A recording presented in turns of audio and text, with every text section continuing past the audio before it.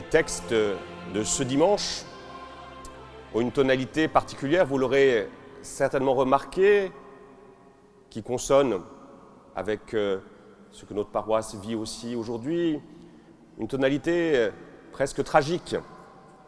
La première lecture en particulier, ce très beau passage du livre de Qoéleth, l'Ecclésiaste, qui insiste sur le côté presque absurde de la vie humaine. Il y a quelque chose de désabusé chez lui. Tout est vanité. À quoi bon parler? Tout a déjà été dit. Ça me rappelle une citation célèbre de La Bruyère. Je me rappelle parce que je l'avais eu à un concours. Tout est dit depuis plus de 7000 ans qu'il y a des hommes et qui pensent, et l'on vient trop tard. Vous voyez, l'absurdité. Tout a déjà été dit.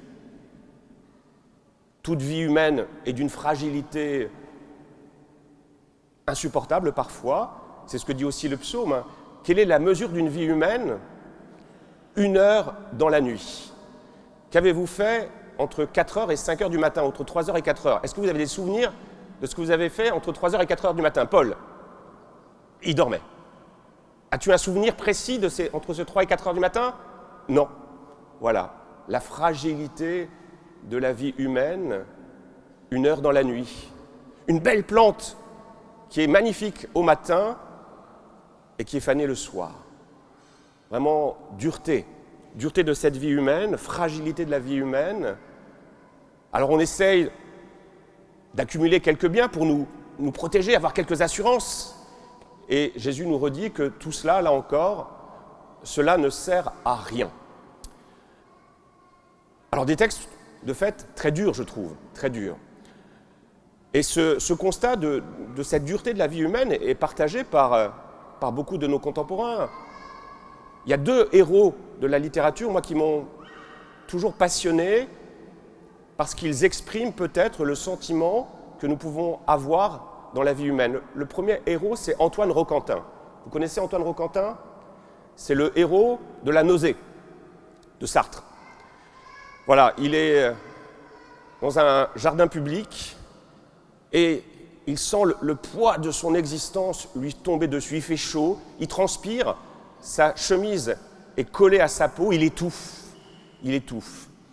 Et il a ce sentiment que tout est de trop. Vous voyez, la pesanteur de la vie. Et quel est le sentiment, ce qu'il éprouve, c'est cette envie de nausée. Voilà, le dégoût de la vie. Il y a un autre héros aussi que j'apprécie parce que voilà, il correspond parfois au sentiment que nous pouvons avoir dans nos sociétés contemporaines. C'est un héros de Paul Valéry, c'est Monsieur Teste. Monsieur Teste, qu'est-ce qu'il dit? Il pousse ce cri « ôtez tout que j'y vois ». Ôtez tout que j'y vois. Ce que je vois m'aveugle, ce que j'entends m'assourdit, ce en quoi je sais, cela me rend ignorant. Nous sommes dans une société où on a une accumulation de savoir, on a des spécialistes en tout. On voit même parfois à la messe, des prêtres sont capables de prêcher sur n'importe quoi.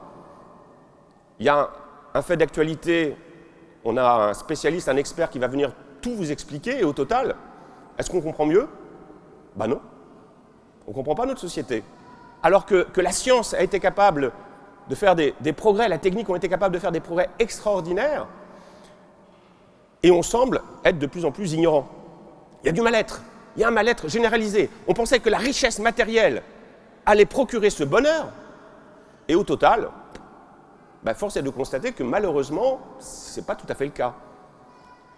Moi, je suis surpris de voir la jeune génération qui vit dans un monde ô combien plus difficile que la mienne, même si je ne suis pas très vieux, et j'ai beaucoup de parents dont les enfants sont obligés d'aller chez le psychologue. J'ai un peu plus de 50 ans, je n'ai pas l'impression qu'à mon époque, les jeunes de mon âge fréquentaient beaucoup les psys. Mais aujourd'hui, force est de constater qu'il y a quelque chose qui est cassé dans leur cœur, il y a quelque chose qui est cassé, et donc ils ont besoin de consulter. Donc l'abondance matérielle n'a pas procuré ce bonheur qu'elle prétendait nous offrir. Alors quelle est la stratégie, quelles sont les stratégies mises en place par notre société contemporaine pour répondre à ce souci? Il y en a plusieurs. La première, c'est quoi? C'est ce que Pascal, en son temps, appelait le divertissement. c'est quoi le divertissement? C'est que, voilà, face à toutes ces questions qui nous hantent, qu'est-ce qu'on va faire? On va consommer, on va se divertir. On va s'abrutir devant des films. Je vois cela, hein, j'avais une famille la semaine dernière au presbytère. Voilà, ils ont voulu regarder le programme. Il se trouve que par l'abonnement de la fibre, nous avons Netflix au presbytère, j'ai aussi Prime, et ils ont passé des heures à chercher un film. Et au total, ils n'ont pas trouvé, ils ont revu un film qu'ils avaient déjà vu, et voilà. Il y a abondance de biens, on essaye de consommer. Matthew Fraser, qui est un universitaire, parlait des armes de distraction massive. Les armes de distraction massive. Pour essayer de ne pas voir de ne pas être confronté à la difficulté de la vie, on essaie de l'oublier par le jeu, par le loisir. Est-ce que ça marche? Ben non, ça ne marche pas. Quelles sont les autres possibilités qui nous sont offertes? Eh bien, parfois, là encore, c'est l'accumulation des richesses. C'est ce que dénonce Jésus. Je vais multiplier les richesses et avec ces richesses, j'aurai une assurance qui me permettra d'affronter les difficultés. Sauf que cette solution-là se heurte à quoi? Ben, à la brièveté de la vie humaine. On peut avoir accumulé beaucoup de biens et puis quand il s'agit d'en profiter au moment de la retraite, la maladie vous tombe dessus, la mort. Donc l'accumulation des richesses, ça ne marche pas non plus. Troisième scénario, c'est la fuite en avant. En disant, ok, aujourd'hui je suis malheureux, mais demain ça ira mieux. Pourquoi? Parce que je vais peut-être changer de profession. Quand j'aurai enfin la profession auquel mes talents me prédisposent, je serai heureux. Quand j'aurai changé les collègues qui me rendent la vie insupportable, quand ils seront partis, je serai heureux. Quand je vais changer d'époux, ça sera mieux. Quand je vais changer d'époux, ça sera mieux. Quand je vais parfois changer de sexe. J'étais un homme, je vais devenir une fille, et à partir de là, je serai heureux. J'aurai trouvé enfin cette satisfaction que je n'ai pas. Vous voyez, cette fuite en avant. Ça sera demain. Aujourd'hui, c'est dur, mais demain, ça ira. Le prêtre pourrait se dire, je suis dans une paroisse compliquée, grâce à Dieu, à la prochaine nomination, je pourrai enfin déployer tous mes talents. Et ça sera merveilleux. Aujourd'hui, alors je ne dirais pas ça aujourd'hui à Cancale, surtout pas. Mais j'ai entendu des prêtres se dire cela. Ça sera mieux après, ça sera mieux demain. Est-ce que vous ne le dites pas parfois? Des jeunes en disant, voilà, l'école c'est pénible, il faut aller à l'école, certains acquiescent, mais quand je serai au lycée, ça sera mieux. Et puis quand je vais travailler, ça sera enfin encore mieux. Et quand on se met à bosser, ben on regrette quoi? On regrette le temps où on était à l'école. Cette famille, il y avait mon filleul, Philémon, ses parents ont dû se battre pour qu'il fasse la sieste. Oh, je ne veux pas faire la sieste, je ne veux pas faire la sieste. Mais moi aujourd'hui, très souvent, j'aimerais bien faire la sieste, mais je ne peux pas. Vous voyez, toujours la fuite en avant. Et c'est terrible parce que on regarde vers l'avant, dire ça sera mieux demain, et puis comme demain n'est pas mieux qu'hier, ben, on finit par en vouloir à nos proches. Si je ne suis pas bien, c'est de ta faute. C'est toi qui me rends la vie malheureuse. Et puis c'est moi, peut-être, qui suis un âne, qui suis un idiot. Vous voyez, ça aboutit à la détestation soit des autres, soit de soi-même. Et donc ça rend encore plus malheureux. Alors, autre scénario maintenant. Quel serait l'autre scénario que nous proposerait notre société contemporaine? La philosophie. Soyez philosophe. Soyez philosophe, voyant que vous ne pouvez pas changer le monde, ben, changez votre manière d'apprécier le monde. Habituez-vous à une vie difficile. Vous vous rappelez la fin du mythe de Sisyphe? Quelle est la phrase qui termine le mythe de Sisyphe de Camus? C'est quoi? Il faut imaginer Sisyphe heureux. C'est-à-dire, ce bonheur qui n'est pas là, ben, il faut se le donner par notre pensée, par notre intelligence. Comme un artiste qui va faire une œuvre d'art à partir de rien, eh bien, il faut construire sa vie pour se donner un sens qui n'existe pas. Alors c'est beau, hein, mais pour moi, ça a deux limites. La première, c'est que c'est très élitiste. Qui parmi vous lit de la philosophie régulièrement? Est-ce que vous lisez le stoïcisme, les stoïciens? Est-ce que vous lisez Épicure pour vous préparer à la mort? Épictète, il disait par exemple, une mère de famille, quand elle embrasse son petit bébé, elle doit marmonner dans le creux de ses lèvres, je sais que demain tu mourras. Ben, qui est capable de faire ça? Qui est capable de faire ça? Donc c'est très élitiste, et en plus ça ne marche pas. J'en ai trouvé un beau témoignage chez un philosophe qui était spécialiste de Épicure. Épicure, c'est le philosophe qui est censé nous apprendre à mourir. C'est Marcel Conche. Alors, vous ne le connaissez pas, mais ce n'est pas grave. Voilà ce qu'a écrit Marcel Conche. La mort et la pensée fut publiée en 1973, il y a 33 ans. Je parlais alors de la mort qui n'était pas encore ma mort. Les choses changèrent l'année suivante. J'ai eu un cancer. Dès lors, je fus hanté par la mort. Et Épicure ne m'aide pas. La mort est aussi obscène qu'inéluctable. J'admets bien volontiers avec Épicure, non comme lui, par démonstration, mais simplement par conviction, qu'il n'y a donc rien à craindre dans la mort, dans le fait d'être mort. Mais pour être mort, il faut mourir. Je crains le passage, que même s'il est passage de quelque chose à rien, en lui-même n'est pas rien. Vous voyez, beau discours philosophique. Voilà, on se prépare, et puis quand l'épreuve arrive, ben on se rend compte que nos idées, nos pensées ne servent pas à grand-chose. Alors voilà, ceci étant dit, qu'est-ce que la foi chrétienne peut nous apprendre, peut nous aider? En quoi la foi chrétienne peut-elle nous aider? De fait, ce que nous dit déjà la foi chrétienne, c'est que c'est normal, malheureusement, que nous ne puissions pas trouver cette pleine satisfaction ici-bas. Pourquoi? C'est ce que nous disait saint Paul, parce que nous venons du paradis, nous venons de l'Éden, et seul le paradis pourra nous donner ce bonheur auquel nous aspirons. Ça, c'est quelque chose de capital. Nous ne sommes pas faits pour la vie matérielle. Les matérialistes, les penseurs matérialistes nous disent il n'y a que de la matière, il n'y a que de la vie, il n'y a que cette vie-là. Mais ce n'est pas le cas. Et la preuve que ce n'est pas le cas, c'est que dans cette vie-là, on n'est pas heureux. On n'est pas complètement heureux. Il manque quelque chose. Et C.S. Lewis avait une belle formule, il dit, on n'a jamais vu un poisson se plaindre que l'eau, ça mouille. Donc le poisson, il est fait pour l'eau. Mais nous, on n'est pas fait pour ici-bas.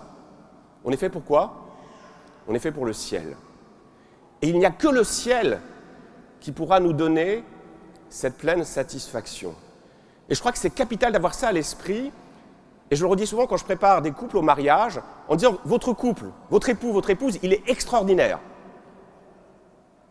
Il n'y a pas meilleur sur terre que lui ou elle. Mais jamais il ne pourra vous donner cette pleine satisfaction que vous cherchez. Cet appel qui est dans votre cœur, il ne pourra pas vous le donner. Elle ne pourra pas vous le donner.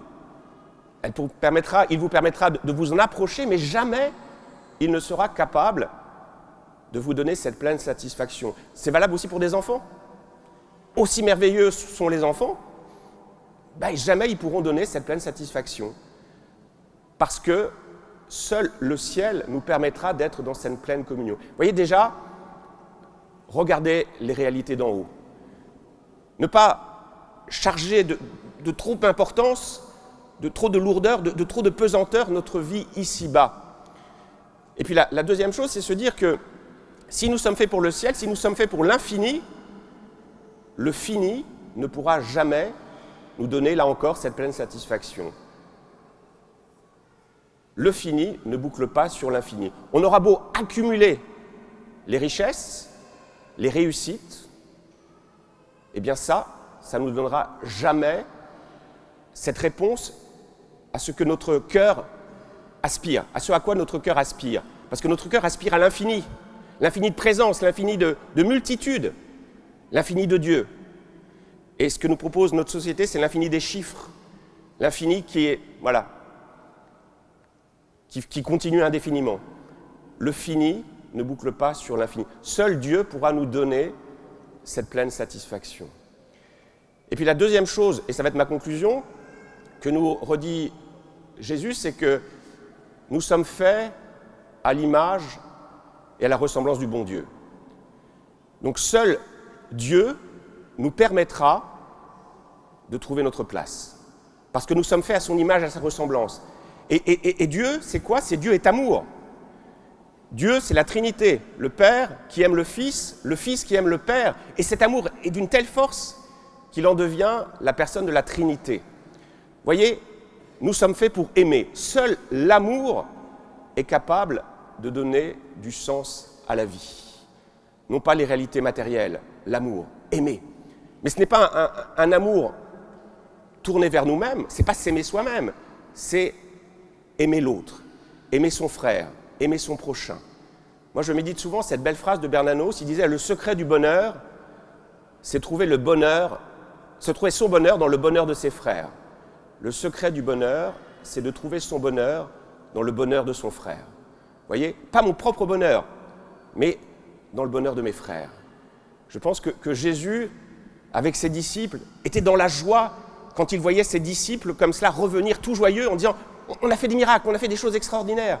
Et Jésus devait exulter de joie, de voir la joie de ses disciples. Trouver la joie dans la joie de ses frères.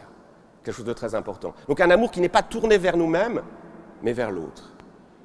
Et un amour qui est tourné vers Dieu.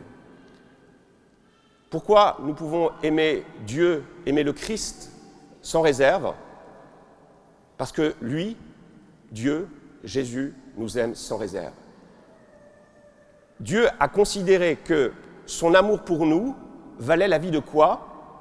Valait la vie de son propre Fils. Vous voyez, l'amour de Dieu pour nous a un prix, le don de son propre Fils. Moi, je trouve ça extraordinaire. Et cet amour de Dieu, cet amour de Jésus pour nous, il ne se paye pas de mots. Il ne fait pas des homélies comme ce que je suis en train de faire. Il n'est pas bavard. Comment Dieu a manifesté son amour pour nous en rejoignant tous ces lieux absurdes de la vie humaine, en étant cloué sur le bois de la croix à 33 ans, en mourant sur le bois de la croix, eh bien, au cœur de la déréliction, au cœur où il n'y a aucune réponse possible, Jésus vient habiter ce lieu. Moi, je suis incapable de donner un sens à cela, parce qu'il n'y en a pas. Seul Jésus est capable de le faire. Seule Marie, il y a la Pietà qui est là, est capable de le faire, est capable de le comprendre, parce que quand elle reçoit le corps de son Fils, Jésus, voilà, elle est là, mais pas avec des mots, avec une présence aimante, avec cette promesse que Dieu nous fait, qu'il ne nous abandonnera jamais. Là où la philosophie parfois est bavarde, là où les prêtres sont bavards, malheureusement, heureusement, voilà, il y en a un qui ne déçoit pas, il y en a un là qui est là, c'est Dieu, c'est Jésus.